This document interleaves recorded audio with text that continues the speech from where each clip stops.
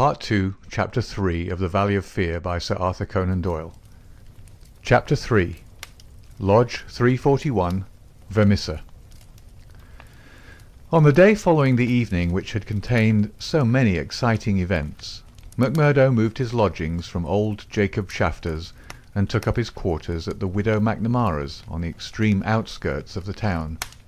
Scanlon, his original acquaintance aboard the train, had occasion shortly afterwards to move into Vermissa, and the two lodged together. There was no other boarder, and the hostess was an easy-going old Irish woman, who left them to themselves, so that they had a freedom for speech and action welcome to men who had secrets in common. Shafter had relented to the extent of letting MacMurdo come to his meals there when he liked, so that his intercourse with Etty was by no means broken. On the contrary, it drew closer and more intimate as the weeks went by.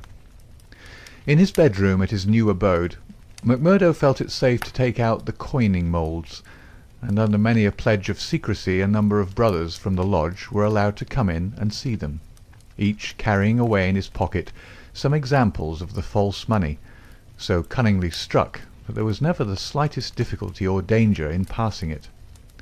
Why, with such a wonderful art at his command, MacMurdo should condescend to work at all was a perpetual mystery to his companions, though he made it clear to anyone who asked him that if he lived without any visible means it would very quickly bring the police upon his track. One policeman was indeed after him already, but the incident, as luck would have it, did the adventurer a great deal more good than harm.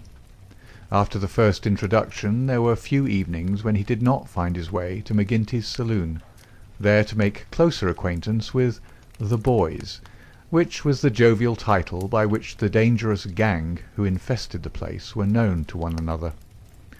His dashing manner and fearlessness of speech made him a favourite with them all, while the rapid and scientific way in which he polished off his antagonist in an all-in bar-room scrap earned the respect of that rough community. Another incident, however, raised him even higher in their estimation. Just at the crowded hour one night, the door opened, and a man entered with the quiet blue uniform and peaked cap of the mine police. This was a special body, raised by the railways and colliery owners to supplement the efforts of the ordinary civil police, who were perfectly helpless in the face of the organized ruffianism which terrorized the district. There was a hush as he entered, and many a curious glance was cast at him, but the relations between policemen and criminals are peculiar in some parts of the States, and McGinty himself, standing behind his counter, showed no surprise when the policeman enrolled himself among his customers. "A straight whisky for the night is bitter," said the police officer.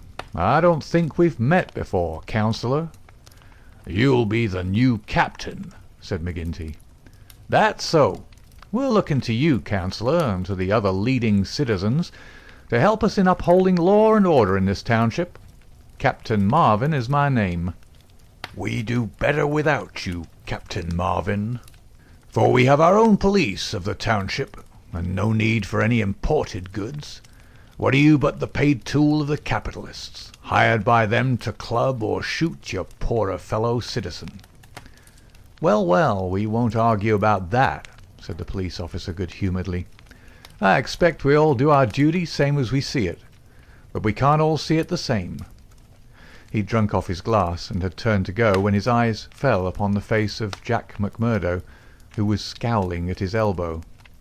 "Hello, hello!" he cried, looking him up and down. "Here's an old acquaintance." MacMurdo shrank away from him. "I was never a friend to you, nor any other cursed copper in my life," said he. "An acquaintance isn't always a friend," said the police captain, grinning. "You're Jack MacMurdo of Chicago, right enough, and don't you deny it." MacMurdo shrugged his shoulders. "I'm not denying it," said he. "Do you think I'm ashamed of my own name?" "You've got good cause to be, anyhow." "What the devil do you mean by that?" he roared with his fist clenched. "No, no, Jack, bluster won't do with me. I was an officer in Chicago before ever I came to this darned coal bunker, and I know a Chicago crook when I see one." McMurdo's face fell. "Don't tell me that you're Marvin of the Chicago Central," he cried. "Just the same old Teddy Marvin at your service. We haven't forgotten the shooting of Jonas Pinto up there." "I never shot him." "Did you not? That's good impartial evidence, ain't it? Well, his death came in uncommon handy for you, or they would have had you for shoving the queer. Well, we can let that be bygones, for between you and me, and perhaps I'm going further than my duty in saying it, they could get no clear case against you, and Chicago's open to you tomorrow." "I'm very well where I am." "Well, I've given you the pointer, and you're a sulky dog not to thank me for it." "Well, I suppose you mean well, and I do thank you," said McMurdo in no very gracious manner. "It's mum with me so long as I see you living on the straight," said the captain. "But by the Lord, if you get off after this, it's another story. So good night to you, and good night, councillor." He left the bar-room, but not before he'd created a local hero. McMurdo's deeds in far Chicago had been whispered before. He'd put off all questions with a smile, as one who did not wish to have greatness thrust upon him. But now the thing was officially confirmed. The bar loafers crowded round him and shook him heartily by the hand. He was free of the community from that time on. He could drink hard and show little trace of it. But that evening, had his mate Scanlon not been at hand to lead him home, the fated hero would surely have spent his night under the bar. On a Saturday night, McMurdo was introduced to the lodge.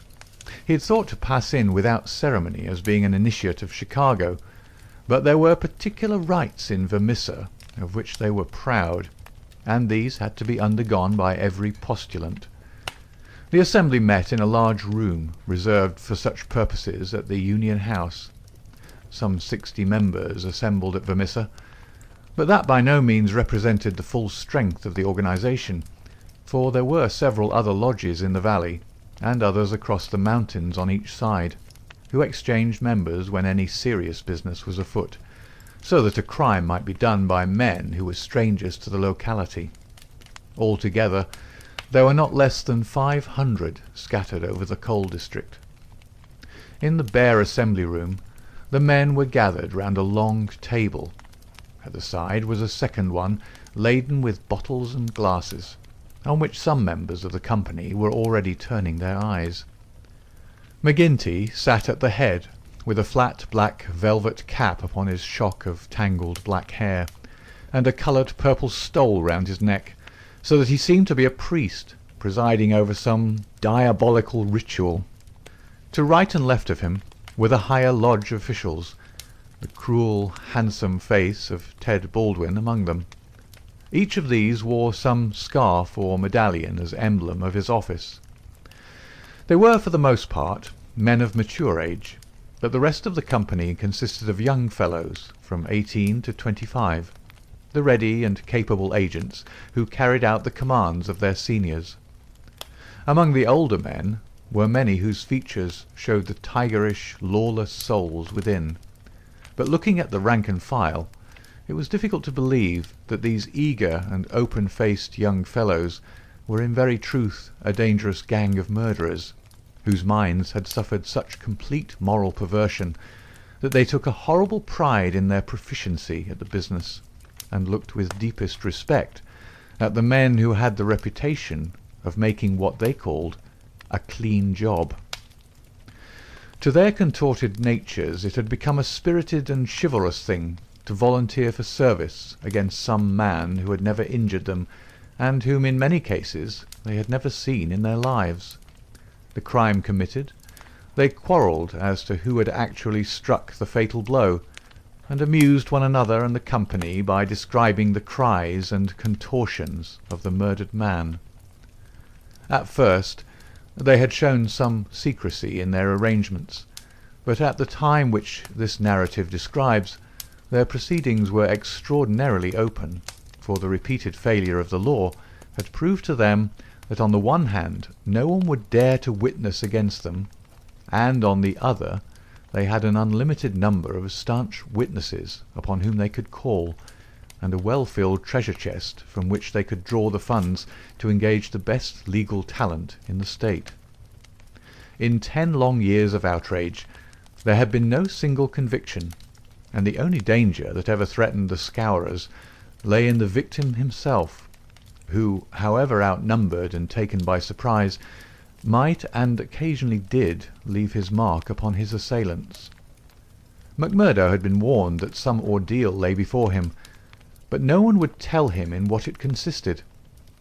He was led now into an outer room by 2 solemn brothers. Through the plank partition he could hear the murmur of many voices from the assembly within. Once or twice he caught the sound of his own name, and he knew that they were discussing his candidacy. Then there entered an inner guard with a green and gold sash across his chest. "The Bodymaster orders that he shall be trussed, blinded, and entered," said he. The 3 of them removed his coat, turned up the sleeve of his right arm, and finally passed a rope around above the elbows and made it fast. They next placed a thick black cap right over his head and the upper part of his face, so that he could see nothing. He was then led into the assembly hall. It was pitch dark and very oppressive under his hood. He heard the rustle and murmur of the people round him, and then the voice of McGinty sounded dull and distant through the covering of his ears. "John MacMurdo," said the voice, "are you already a member of the ancient order of freemen?" He bowed his assent. "Is your lodge number 29, Chicago?" He bowed again. "Dark nights are unpleasant," said the voice. "Yes, for strangers to travel," he answered. "The clouds are heavy."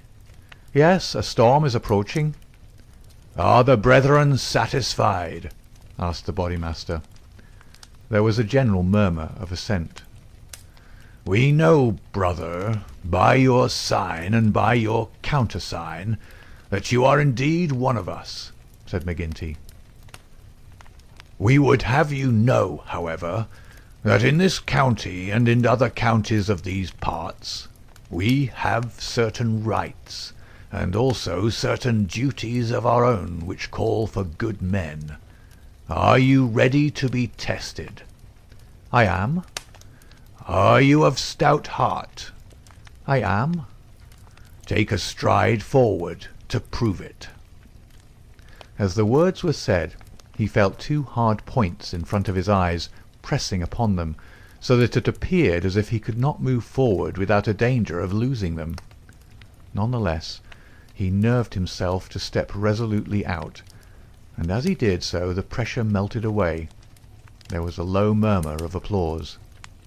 "He is of a stout heart," said the voice. "Can you bear pain?" "As well as another," he answered. "Test him." It was all he could do to keep himself from screaming out, for an agonizing pain shot through his forearm.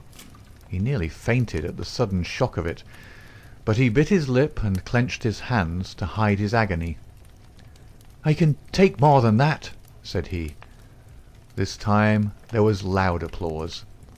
A finer first appearance had never been made in the lodge. Hands clapped him on the back, and the hood was plucked from his head. He stood blinking and smiling amid the congratulations of the brothers. "One last word, Brother MacMurdo," said McGinty. "You have already sworn the oath of secrecy and fidelity, and you are aware that the punishment for any breach of it is instant and inevitable death." "I am," said MacMurdo. "And you accept the rule of the Bodymaster, for the time being, under all circumstances?" "I do." "Then, in the name of Lodge 341 Vermissa, I welcome you to its privileges and debates. You will put the liquor on the table, Brother Scanlon, and we will drink to our worthy brother." MacMurdo's coat had been brought to him, but before putting it on he examined his right arm, which still smarted heavily. There on the flesh of the forearm was a circle with a triangle within it, deep and red as the branding iron had left it. One of the two of his neighbours pulled up their sleeves and showed their own lodge marks. "We've all had it," said one, "but not all as brave as you over it." "Tut, it was nothing," said he, but it burned and ached all the same. When the drinks which followed the ceremony of initiation had all been disposed of, the business of the lodge proceeded. McMurdo, accustomed only to the prosaic performances of Chicago, listened with open ears and more surprise than he ventured to show to what followed. "The first business on the agenda paper," said McGinty, "is to read the following letter from Division Master Windle of Merton County Lodge 249. He says, 'Dear Sir, there is a job to be done on Andrew Ray, of Ray and Sturmish, coal owners near this place. You will remember that your lodge owes us a return, having had the service of 2 brethren in the matter of the patrolman last fall. You will send 2 good men. They will be taken charge of by Treasurer Higgins of this lodge, whose address you know. He will show them when to act and where. Yours in freedom, J. W. Windle, D.M.A.O.F. Windle has never refused us when we have had occasion to ask for the loan of a man or two, and it's not for us to refuse him." McGinty paused and looked round the room with his dull, malevolent eyes. "Who will volunteer for the job?" Several young fellows held up their hands. The bodymaster looked at them with an approving smile. "You'll do, Tiger Cormac. If you handle it as well as you did the last, you won't be wrong. And you, Wilson." "I've no pistol," said the volunteer, a mere boy in his teens. "It's your first, is it not? Well, you have to be blooded sometime. It'll be a great start for you. As to the pistol, you'll find it waiting for you, or I'm mistaken. If you report yourselves on Monday, it'll be time enough. You'll get a great welcome when you return." "Any reward this time?" asked Cormac, a thick-set, dark-faced, brutal-looking young man whose ferocity had earned him the nickname of Tiger. "Never mind the reward. You just do it for the honor of the thing. Maybe when it's done there'll be a few odd dollars at the bottom of the box." "What has the man done?" asked the young Wilson. "Sure, it's not for the likes of you to ask what the man has done. He's been judged over there. That's no business of ours. All we have to do is to carry it out for them, same as they would for us. Speaking of that, 2 brothers from the Merton Lodge are coming over to us next week to do some business in this quarter." "Who are they?" asked someone. "Faith, it is wiser not to ask. If you know nothing, you can testify nothing, and no trouble can come of it. But they are men who will make a clean job when they're about it."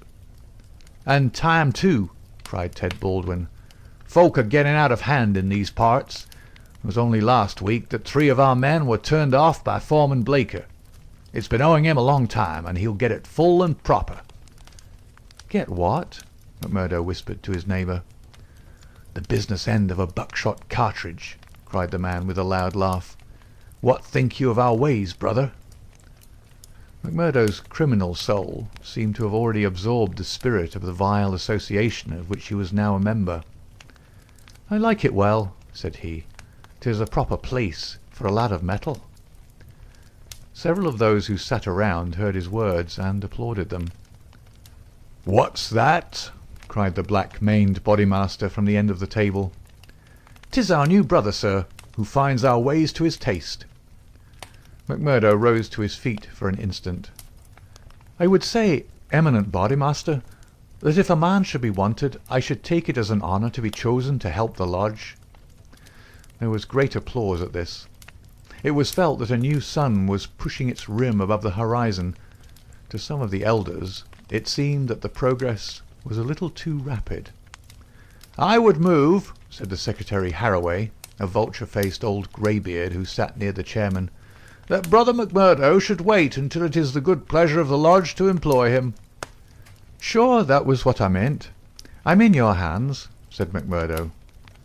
"Your time will come, brother," said the chairman. "We have marked you down as a willing man, and we believe that you will do good work in these parts. There is a small matter tonight in which you may take a hand, if it so please you." "I'll wait for something that is worthwhile." "You can come tonight anyhow, and it will help you to know what we stand for in this community. I will make the announcement later. Meanwhile," he glanced at his agenda paper, "I have one or two more points to bring before the meeting. First of all, I will ask the treasurer as to our bank balance. There is the pension to Jim Carnaway's widow. He was struck down during the work of the lodge, and it is for us to see that she is not the loser. Jim was shot last month when they tried to kill Chester Wilcox of Marley Creek," McMurdo's neighbour informed him. "The funds are good at the moment," said the treasurer with the bank book in front of him. "The firms have been generous of late. Max Linder and Co. paid $500 to be left alone. Walker Brothers sent in $100, but I took it on myself to return it and ask for $5.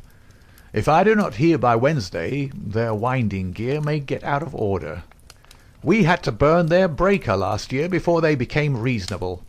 Then the West Section Coaling Company has paid its annual contribution. We have enough on hand to meet any obligations." "What about Archie Swindon?" asked a brother.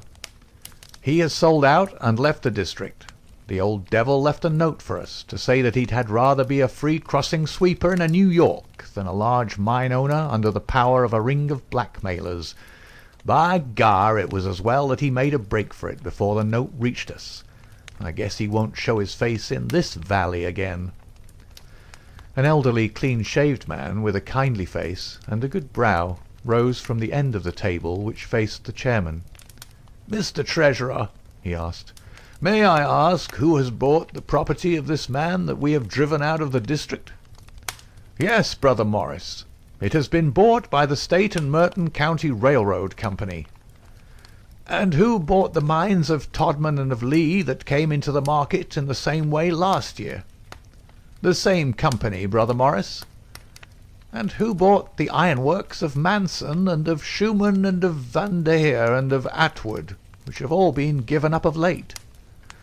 "They were all bought by the West Gilmerton General Mining Company." "I don't see, Brother Morris," said the chairman, "that it matters to us who buys them, since they can't carry them out of the district." "With all respect to you, eminent bodymaster, I think it may matter very much to us. This process has been going on now for 10 long years. We are gradually driving all the small men out of trade. What is the result? We find in their places great companies like the railroad or the General Iron, who have their directors in New York or Philadelphia, and care nothing for our threats. We can take it out of their local bosses, but it only means that others will be sent in their stead, and we are making it dangerous for ourselves. The small men could not harm us. They had not the money nor the power. So long as we did not squeeze them too dry, they would stay on under our power. But if these big companies find that we stand between them and their profits, they will spare no pains and no expense to hunt us down and bring us to court."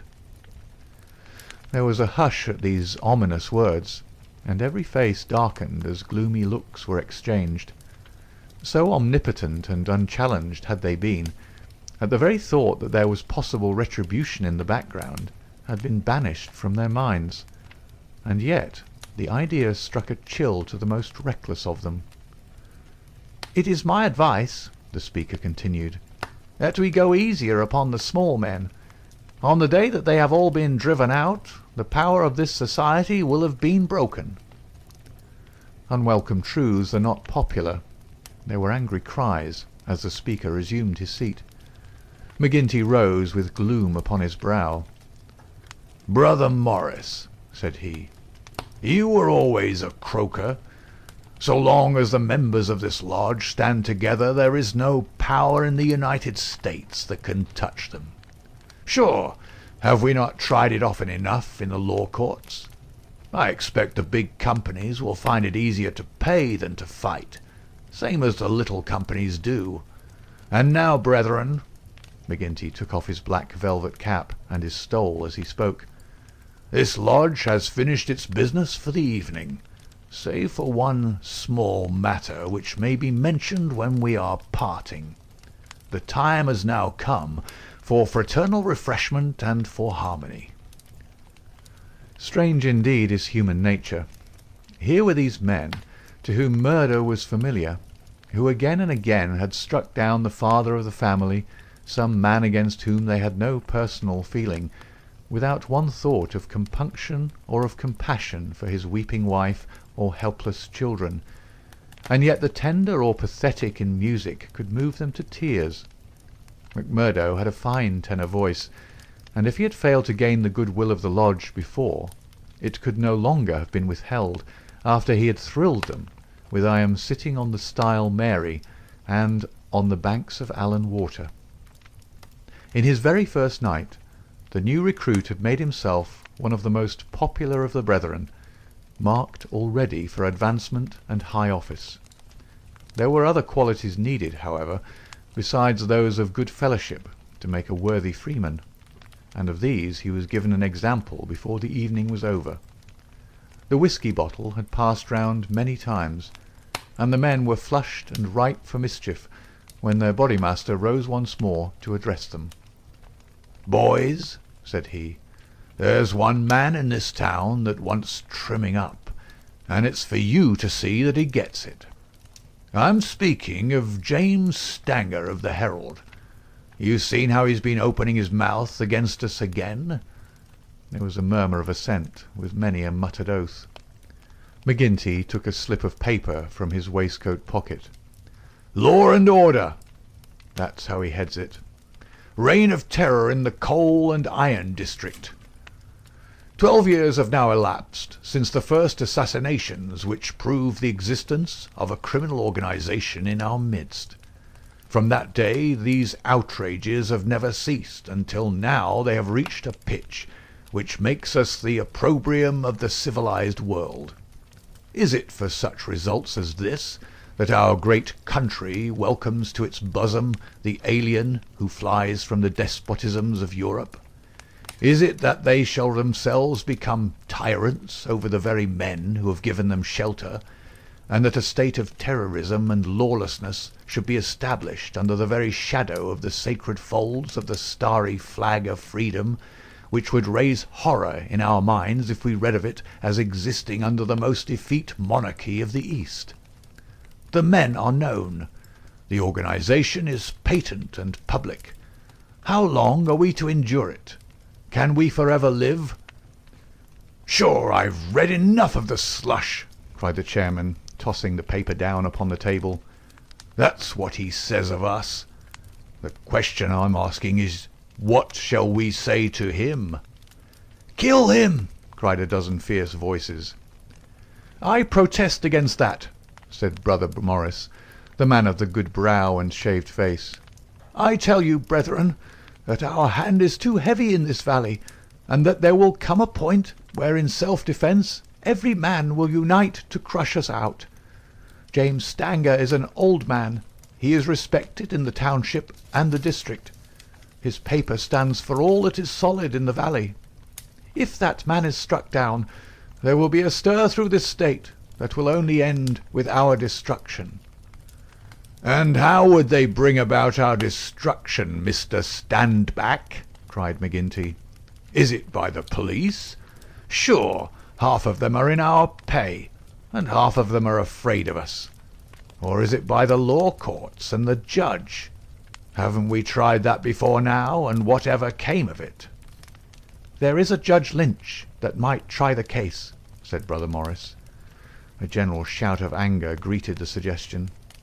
"I have but to raise my finger," cried McGinty, "and I could put 200 men into this town that would clear it out from end to end." Then suddenly raising his voice and bending his huge black brows into a terrible frown, "See here, Brother Morris, I have my eye on you, and have had for some time. You've no heart yourself, and you try to take the heart out of others. It will be an ill day for you, Brother Morris, when your own name comes on our agenda paper, and I'm thinking that it's just there that I ought to place it." Morris had turned deadly pale, and his knees seemed to give way under him as he fell back into his chair.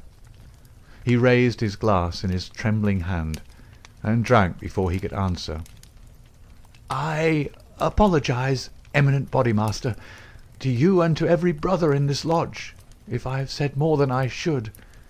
I am a faithful member, you all know that, and it is my fear lest evil come to the lodge which makes me speak in anxious words.